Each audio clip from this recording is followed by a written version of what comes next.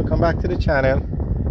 Today we are driving into Spanish Town and we are on Brunswick Avenue heading into the town of Spanish Town. Now, Spanish Town is the former capital of Jamaica, so you're going to find a lot of historic buildings, and Spanish Town is probably one of the most famous towns in Jamaica just because of how old it is. It's you see how these taxi drivers drive?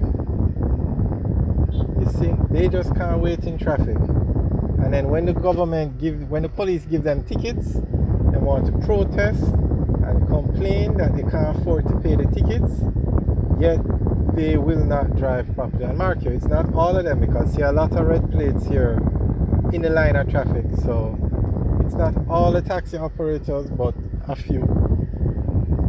Alright, Spanish Town is actually the second oldest town in Jamaica.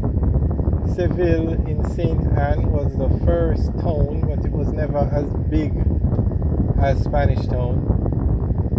But this is, for a town this size, this is the oldest town in Jamaica. Seville was a very small town, right on the coast. That's actually, okay, I'm not going into the history lesson. That had something to do with the first place that when Christopher Columbus landed in Jamaica, back from those days. Alright, so this is Brunswick Avenue and we're heading towards the town center. It's about 3 o'clock in the afternoon, so that will give you an idea of what the traffic is like. Now, outside of the city of Kingston, Spanish Town has the largest population. And with a town that's over 400 or 500 years old, you can imagine it's very built up with a lot of residential areas around it.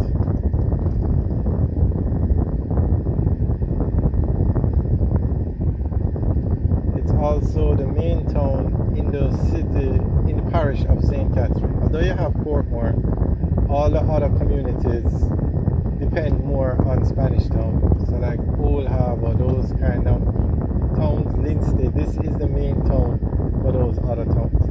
And this Spanish Town is also a major transportation hub. So if you're going into or out of Kingston, you can get buses or transport from Spanish Town to go almost anywhere.